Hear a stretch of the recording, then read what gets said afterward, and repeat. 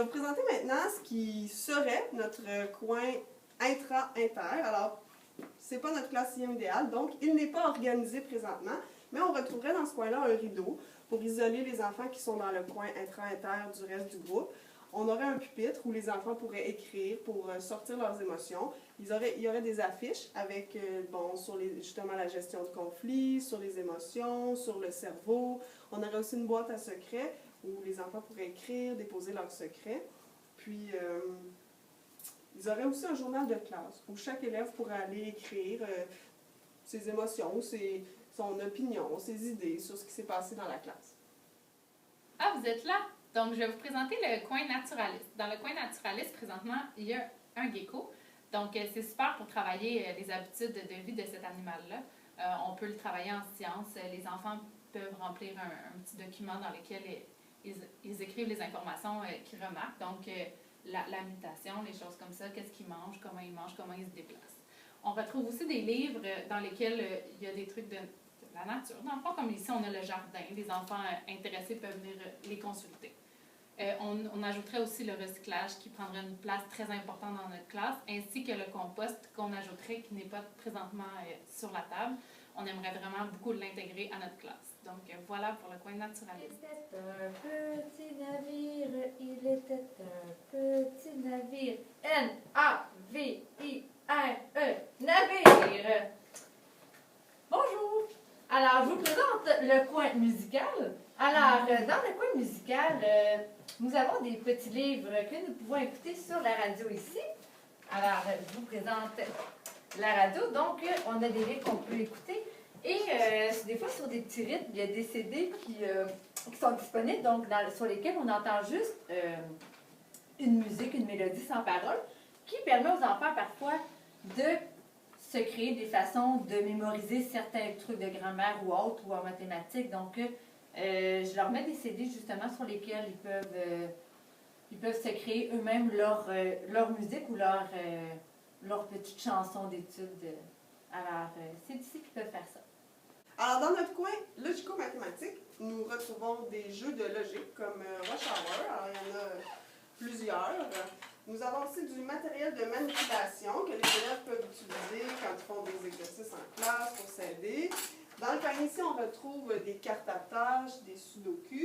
Il y a aussi des jetons qui sont là. De plus, dans notre classe, on aimerait que la gestion de l'horaire, les routines, tout ça s'articule autour des intelligences multiples. Donc, le matin, quand les élèves entreraient et qu'on leur présenterait l'horaire de la journée, on ferait l'exercice avec eux de leur demander « Ah, mais quelle intelligence tu penses qu'on va travailler pendant la journée? » Puis, on viendrait y apposer les pictogrammes là, déjà associés, qui ont déjà associé aux différents types d'intelligence. Aussi, on aimerait faire en sorte que les responsabilités de classe soient en lien avec les intelligences multiples, ce qu'on n'a pas fait cette année. Mais en fait, l'année prochaine, on aimerait que chaque responsabilité soit en lien avec une intelligence multiple.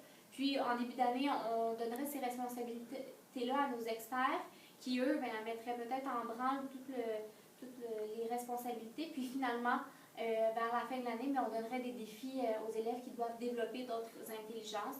Donc, par exemple, un élève son intelligence naturaliste n'est pas développée en début d'année, mais vers la fin de l'année, ça pourrait être son défi de s'occuper des plantes dans la classe et ainsi de suite. Alors, en ce qui concerne les routines, j'aimerais instaurer des routines le matin ainsi qu'au retour du dîner en après-midi. Donc, le matin, ce que je proposerais, ce serait que chaque fois que l'élève entre, il y a une petite activité au tableau. Ça peut être des énigmes, ça pourrait être un jeu de français, donc dans le style Boggle ou ces choses-là. L'enfant donc doit aller résoudre ce qui est au tableau. Pendant ce temps-là, nous, ça nous permet de gérer aussi certaines petites choses avec les élèves, dans le fond, quand ils rentrent. Ensuite, on aimerait en après-midi instaurer une routine plus au niveau du corps. Donc, apprendre à se concentrer, faire la pleine conscience, en fait. Donc, vraiment se centrer sur soi-même. On pourrait le faire avec la respiration, du yoga, ça pourrait être de la visualisation. Et cette routine-là pourrait être réintégrée lors des examens ou des moments plus stressants pour les enfants. Comme ce serait déjà intégré à notre routine, ce serait plus facile, dans le fond, lors de ces moments-là, de le refaire, ces mêmes exercices. Pour les récupérations aussi, le soir ou sur l'heure du dîner, on propose que les experts IM, eux autres mêmes organisent les récupérations pour d'autres élèves, donc offre un certain service. Comme ça permet à chaque élève de mettre à profit leur intelligence dominante, puis d'aider les autres dans la classe à assimiler les contenus, les notions qu'on voit au quotidien. Maintenant, en ce qui concerne les élèves peut-être un petit peu plus rapides, qui excellent beaucoup dans l'intelligence, non pas du tout, logico-mathématique et verbo-linguistique, on pourrait proposer des défis. Donc, ça pourrait être des défis au quotidien, là, des petits défis, dans le fond, à tous les jours, on pourrait leur en proposer ou sur une semaine. Donc, on a des livres ici qui nous démontrent des défis. Ce livre-là. Ensuite, on pourrait leur proposer des projets IM un petit peu plus gros pour les mettre en projet, qui s'habituent à réaliser des projets sur un certain laps de temps. Ça va les motiver, ça va les garder avec nous et on va s'assurer qu'ils développent d'autres intelligences aussi en même temps. Alors, voici notre façon dont on s'assurait que chacune des intelligences est travaillée durant la semaine. On a une légende sur les intelligences de couleur. Puis dans la semaine, on vient colorier un petit cercle pour s'assurer que chacune des intelligences est travaillée. Par exemple, cette semaine-là, on constate que l'intelligence kinesthésique est peu travaillée, puis la musicale aussi. Donc, peut-être que la semaine d'après, on pourrait essayer de faire un effort supplémentaire pour intégrer ces intelligences-là. De plus, on a introduit un devoir IM. On aimerait le faire mensuellement, si c'est possible. Puis on se l'inscrit dans notre planification pour ne pas perdre cela de vue. Alors, comme on vient de se rendre compte que ma création symbolique pourrait très bien être intégrée à notre classe IM idéale, nous avons décidé de vous la représenter. Donc, on se souvient, les 8 intelligences sont sur une affiche. Donc, on appose une activité 5 minutes ou 10 minutes, là, tout dépendant. Donc, quand on a un 5 ou 10 minutes supplémentaires après une activité, on appose, dans le fond, un défi pour chaque intelligence. Puis là, quand on a un 5-10 minutes, on dit aux élèves, « OK, les élèves, quelle activité aimeriez-vous faire? » On fait cette activité-là. Ensuite, elle est enlevée.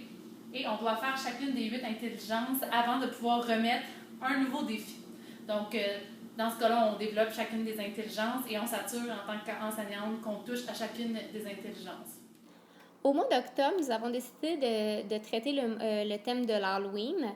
Pour ce faire, on travaillerait l'intelligence visuo-spatiale et linguistique. On demanderait aux élèves d'écrire un fantôme dans un texte et de le dessiner par la suite.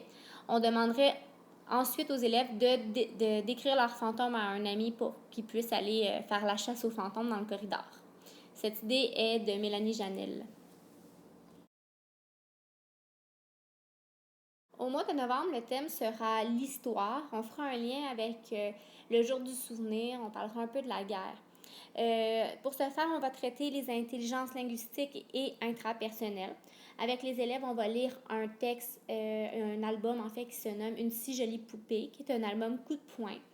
Et suite à la lecture, on va demander aux élèves d'écrire un peu comment ils se sentent suite à cette lecture-là, de parler de leurs différentes émotions.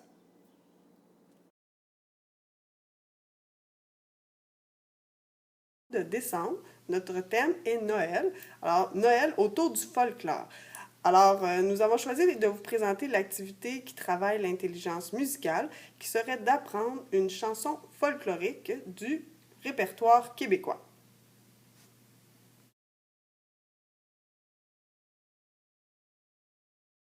Au mois de janvier, au retour des fêtes, on travaillerait autour du Nouvel An chinois. Donc, on pourrait apprendre avec les élèves à faire la danse du dragon pour travailler l'intelligence kinesthésique.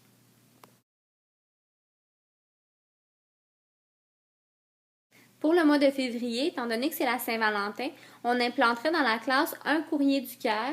Donc, cela permettrait de travailler l'intelligence interpersonnelle ainsi que linguistique.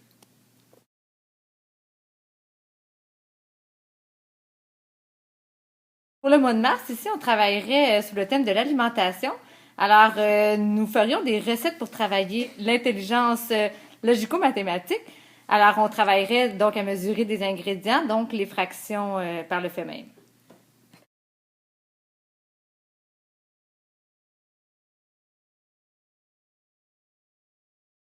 Pour le mois d'avril, nous exploiterions les thèmes de Pâques et le jour de la Terre. Alors, nous planterions un haricot pour travailler l'intelligence naturaliste, puis on intégrerait aussi la mathématique en allant le mesurer donc tous les matins.